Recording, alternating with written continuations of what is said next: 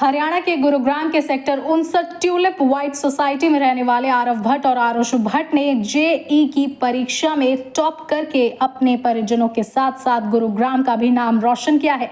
इस परीक्षा में आरव ने ऑल इंडिया तीसरी रैंक हासिल की है, जबकि आरुष ने 5660वीं रैंक हासिल की है। दोनों बच्चों की इस उपलब्धि से माता पिता और रिश्तेदारों में खुशी का माहौल है। फिलहाल दोनों एडवांस परीक्षा की तैयारी कर रहे हैं। आरव की माने तो उनके पिता इलेक्ट्रॉनिक इंजीनियर हैं और मां ने MSc मैथ्स किया हुआ है और योगा टीचर भी हैं। मां ने ही उन्हें मैथ्स में पढ़ाया और बचपन से ही मैथ और साइंस अच्छी होने के कारण उन्होंने इंजीनियर बनने का सोचा था।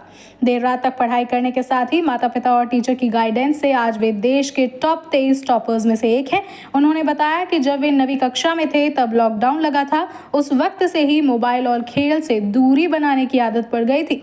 इस दूरी का फायदा उन्हें मिला और आज वे इस मुकाम पर हैं।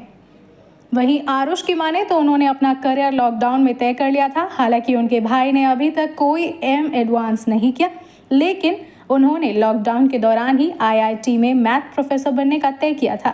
वे IIT में मैथ प्रोफेसर बनकर देश के एजुकेशन सिस्टम को सुधारना चाहते हैं। तैयारी के दौरान हर कोई मोबाइल सोशल मीडिया से दूर हो जाता है, यहाँ तक कि उनका भाई भी सोशल मीडिया से दूर हो गया था, लेकिन वे दूर नहीं हुए। आर्टिफिशियल इंटेलिजेंस से वे लगातार जुड़े रहे। सोशल मीडिया के नाम पर वे लिंक्डइन के जरिए अपने सीनियर से जुड़े रहे और उनका गाइडेंस प्राप्त किया।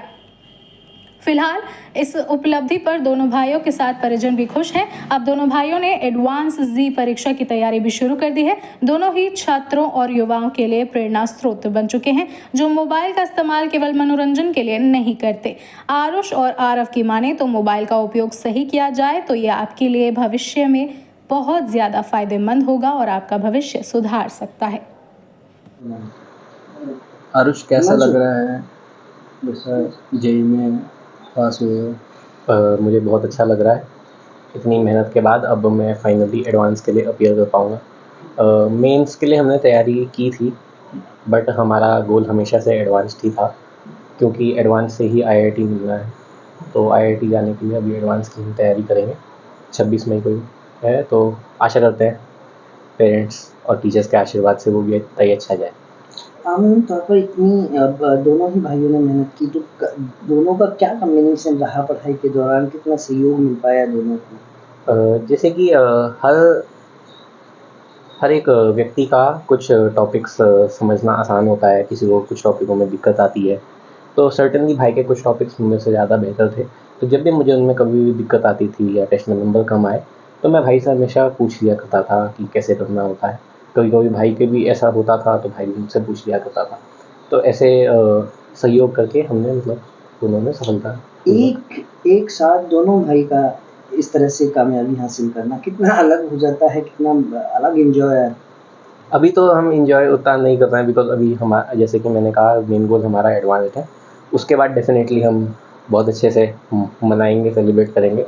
तो तब तक के लिए अभी तो हम पढ़ाई पे ही ध्यान दे रहे हैं।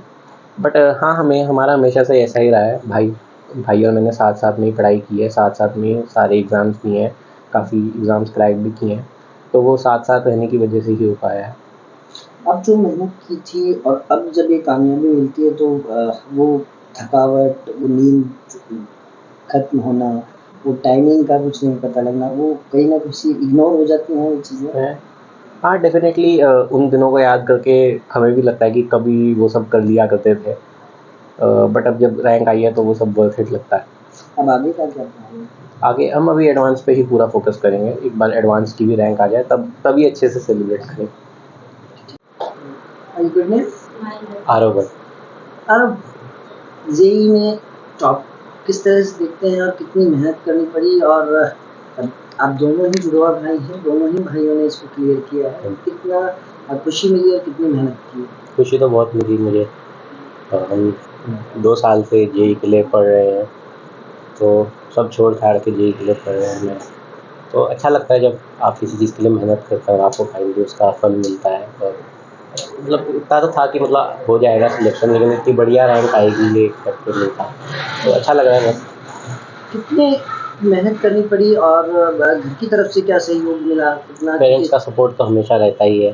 मुझे याद है हमारी हर दिन 4 बजे सुबह उठ के चाय टिफ़िन बनाती थी। पापा जी हमें लेने आते थे कोचिंग से। 2 साल चला, बाकी प्रिपरेशन तो चलती रहती है। 7 बजे हम सुबह घर से निकल जाते थे, फिर रात को 8:30-9 बजे आते थे। फिर उसके बाद भी मैं कोशिश करता था रात को 1 बजे तक पढूँ। तो यही ऐसे 2 साल पूरे सब छोड़-छाड़ के पढ़ाई करनी पड़ती है, तभी जाके आप कुछ एक्सपेक्ट कर सकते हैं कि आप अच्छा करेंगे। तो यही 2 साल किया हमने। तो आप दोनों भाई एक साथ पढ़ाई करते थे, किस हाँ तरह जी। के दोनों एक दूसरे को सहयोग करते थे? जब भी हमें एक दूसरे के डाउट आते थे, कोई भी डाउट आते थे, हम एक दूसरे के डाउट रिज़ॉल्व कर पाते थे। कभी कोई चीज़ मुझे समझ नहीं आई तो मैं भाई से पूछ लेता था, कभी भाई पूछ लेता था। बाकी वो एक थोड़ा कॉम्पिटिशन, हेल्दी कॉम्पिटिशन रहता ही है, टेस्ट में मार्क्स आगे पीछे, तो वही अच्छा रहता है। तो हेल्प होती है उससे, हेल्दी कॉम्पिटिशन से आप भी मेहनत करने के लिए मोटिवेट होते हैं। तो अब आगे किस चीज़ की तैयारी कर रहे हैं? अभी हम जेईई एडवांस है 26 मई को, हम उसकी तैयारी कर रहे हैं, उसके लिए प्रिपेयर कर रहे हैं।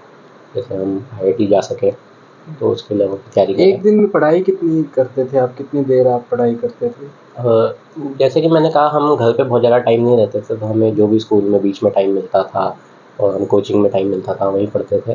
रात को डेफ़िनेटली मैं 10 से लेकर 1 बजे तक हर दिन पढ़ने की कोशिश करता था। तो ऐसे समझ लीजिए 2 साल तो ऐसे ही चले। अब आजकल डेफ़िनेटली जब स्कूल ख़त्म हो गया है, तो हम 10-12 घंटे हर रोज़ कोशिश कर रहे हैं पढ़ने की, कर पाएँ।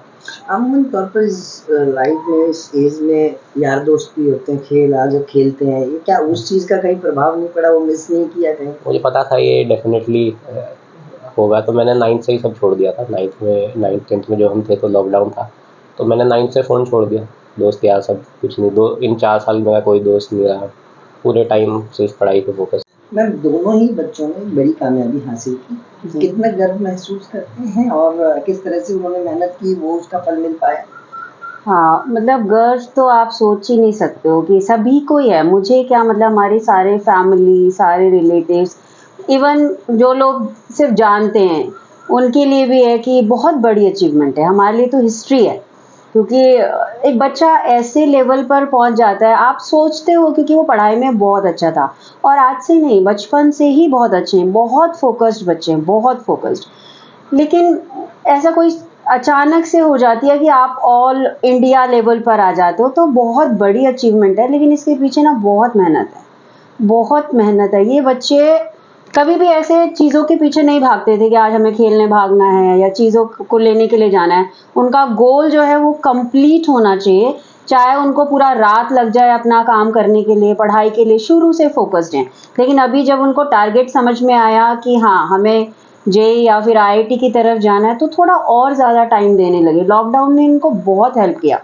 लोगों के बच्चे परेशान हो गए घर में कि लॉकडाउन हो गया, हम खेल नहीं पा रहे, हम ये नहीं कर पा रहे, वो। इनको बड़ी खुशी हुई कि हमें पढ़ाई का बहुत ज़्यादा टाइम मिल गया। और लॉकडाउन पीरियड ऐसा था इनके लिए कि इन्होंने सर्च करना स्टार्ट किया कि हम आगे क्या कर सकते हैं। वहाँ से उन्होंने पढ़ना स्टार्ट किया और अपना गोल क्योंकि सेट है, फोकस थे, तो आज रिजल्ट है सामने।